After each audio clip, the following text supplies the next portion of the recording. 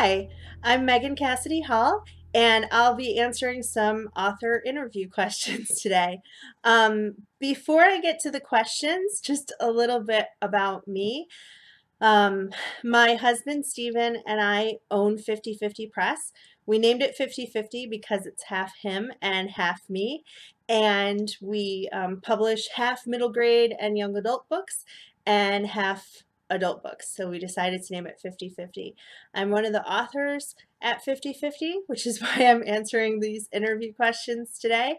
And in addition to all of that, I'm also been teaching college English for about 10 years. I'm an assistant professor at SUNY Schenectady, and a little bit about the book. So I've written a couple books. The first book I wrote was Always Jessie, and it was published with Sewero Books a couple years ago. It is about a girl who is recovering from eating disorders. I found that with books about eating disorders, there were a lot of books that were about the disorder and not a lot about the recovery process. And for many people, including myself at one point in time, the recovery really is a process. And I wanted to write a novel that kind of reflected that. So that was my first novel. My second book that I published was a middle grade book, The Misadventures of Marvin Miller. And that one we was accepted with a couple publishers, and we decided to publish it with 50/50 because we were starting our company, so it just sort of made sense. Marvin is trying to find a girlfriend and gets into all sorts of problems throughout the summer. So one hilariously improbable situation after the next, and once he finds a girl that he likes, not all his friends approve. It's a middle grade book. It's meant for students grades like 4 through 7, older kids who are reluctant readers, and younger kids who are kind of reading up a little bit. But the book that we're going to sort of focus on today is my latest novel. This was my first novel for adults, and it was published a few months ago, and it is called Smothered. It's a mystery that is told in transcripts, and I wanted to do it that way. I'll show you just a brief sort of what it looks like here. So there's police reports, medical reports, and an online magazine has gotten hold of all of these case files from 15 years ago, and they uncovered the never-before-seen police interviews, court documents, secret text messages, sealed grand jury transcripts, all of that.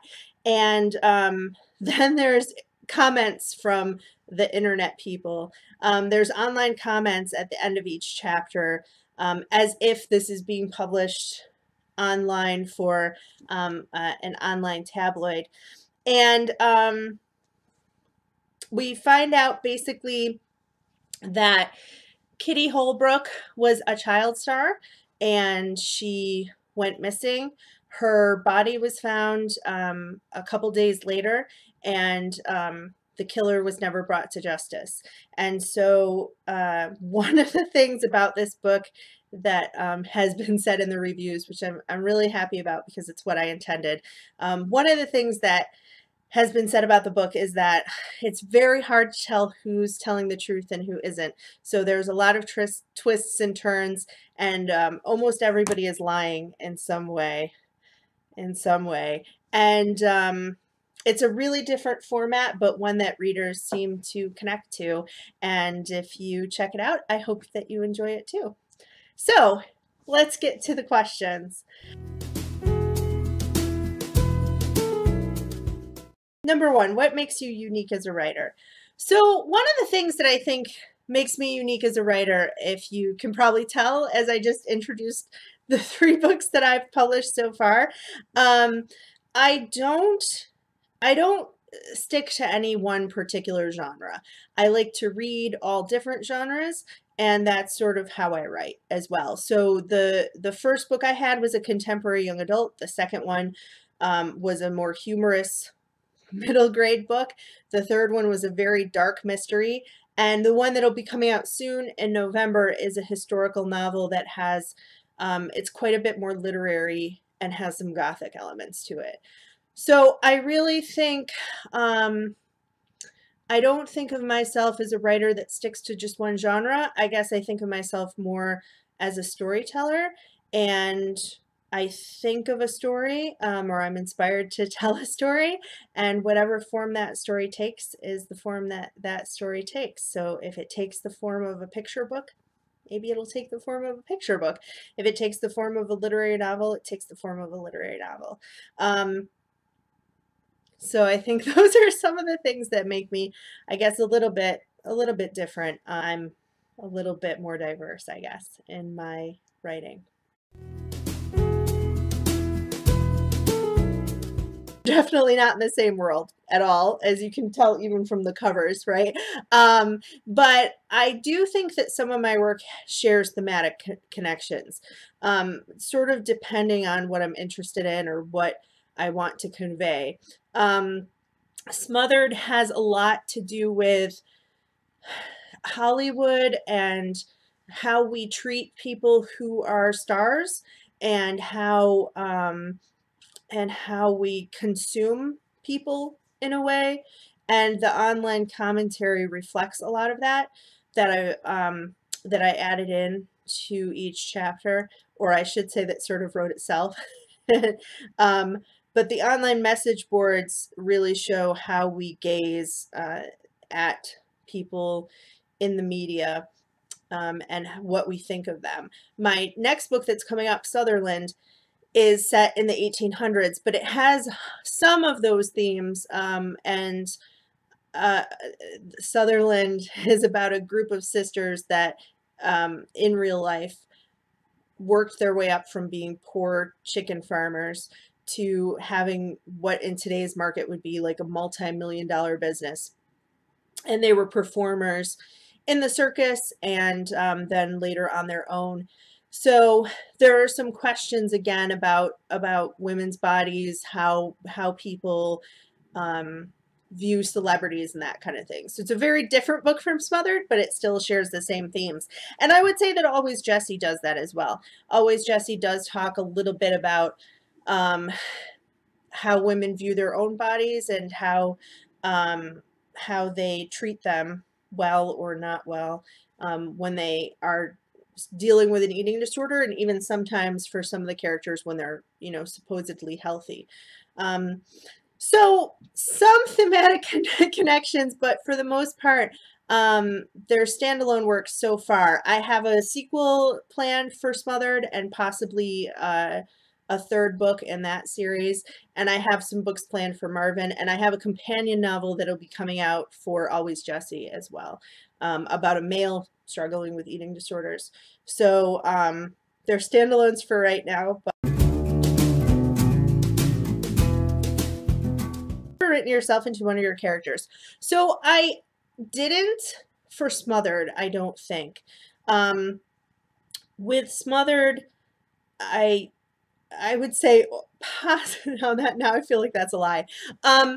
I think in Smothered, some of the internet comments that I put in there are things that I wish I could say, and some of them are things that I wish I hadn't said. A lot of the internet comments are trolling and quite harsh, and I think that it's very easy to fall into that pattern of being online and feeling anonymous and just saying things. And I also think it's easy sometimes to not say what you should. And so I suppose in a really horrible way, I think that that is a little bit of myself written into some of those characters. For Always Jessie, most decidedly, yes. I struggled with an eating disorder for about 10 years in my teens and 20s. But I have had many people, particularly students, who ask me, is Jessie me? And it's not. I think part of my story is her story. She meets other people at her treatment center, and I kind of put a little bit of myself into almost each one of those people, a little bit. But I think almost every writer writes themselves into their characters in some way, even if it's that you have red hair and your heroine has red hair, or that you've been obsessed with eating s'mores since you were a kid, and so is your character. We have these little personality traits that we sort of like to push in a little bit.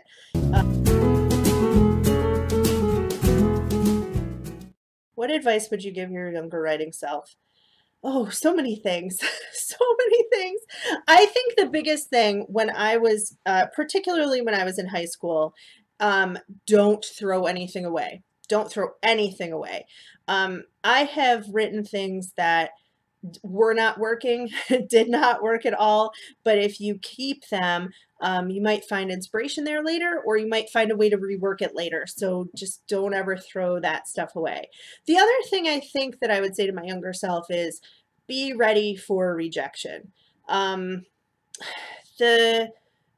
think a lot of people are not used to the type of rejection that publishing can sometimes bring. And that's true even when your book is published and accepted, because some people are not going to like it.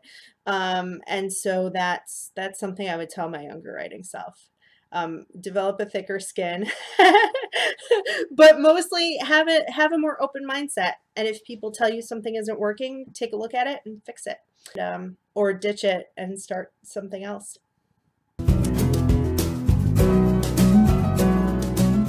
Next question is actually sort of leads into that. What is the toughest criticism I ever received, and how did I handle it?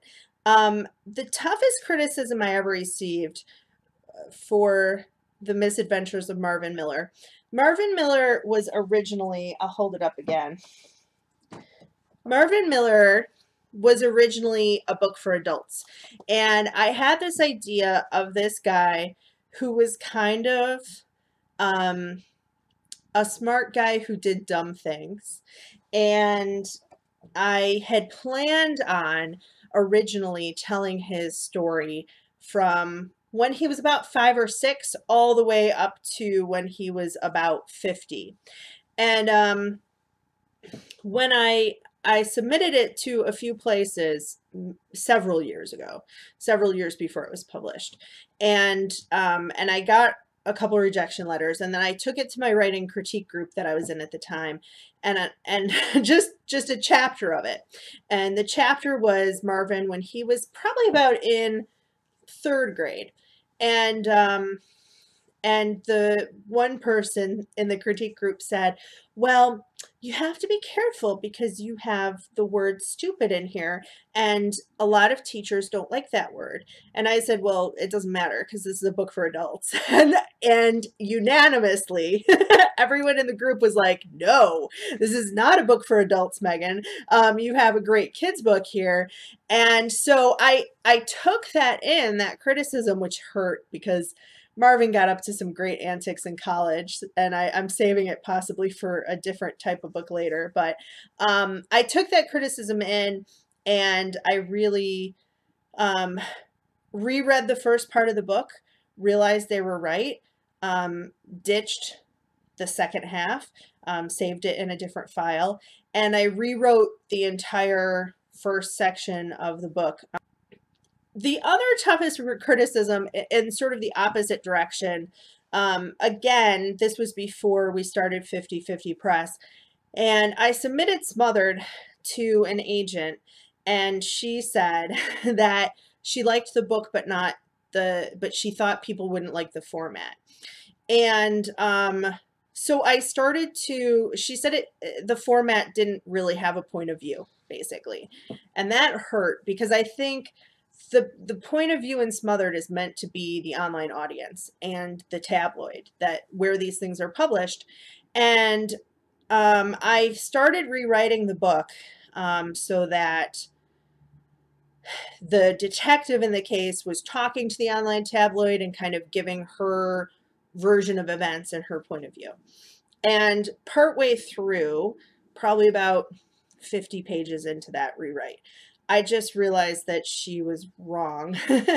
And that was a good lesson too, because you can't take every piece of criticism. You have to know what criticism to accept and what criticism to reject. So in that case, I was like, no, she's wrong. The point of view is the online audience, and it's an important point of view because the theme really has to do with how we view people and how we talk to people and our point of view, looking at these people in Hollywood and looking at what happens with a tragedy. So it's loosely inspired on the JonBenet Ramsey case, and how people dealt with that to me was interesting and but also very troubling.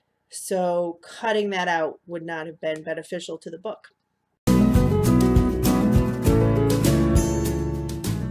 Did I edit out of the book that was hard to get rid of? So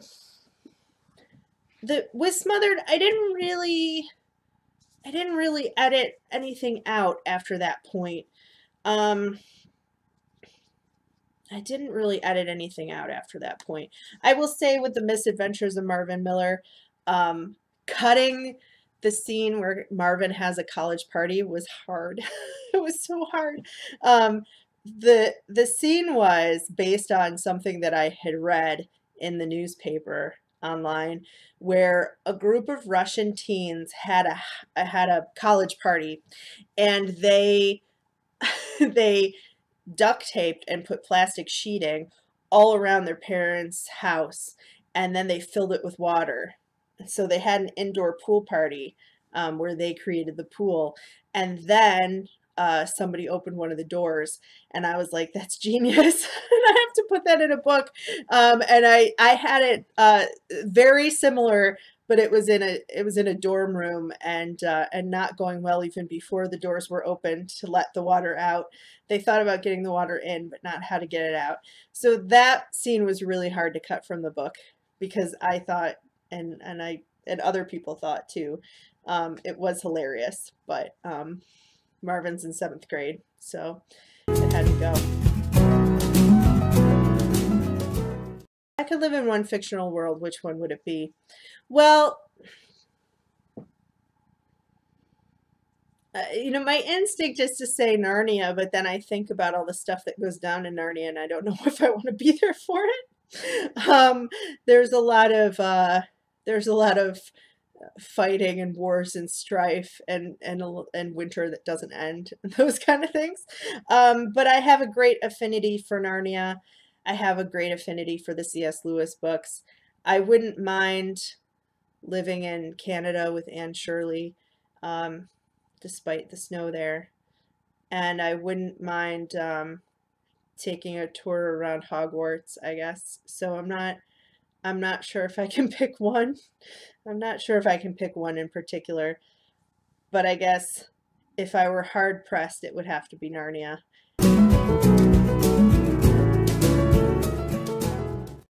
I'm really inspired a lot just by observing human behavior and watching what people do and what they say and how they talk. And then I think if I see somebody, or I hear a piece of conversation as I'm walking past, I'll think, how does that end? And what is that person like? And what would that type of person do if I put them in such and such a situation? And so yeah, thinking about psychology and human behavior, I think that's sort of where my mind goes. History a lot too. The book that I have coming up next, Sutherland, is a historical novel, and I'm very interested in history and how human behavior has changed or not changed over time.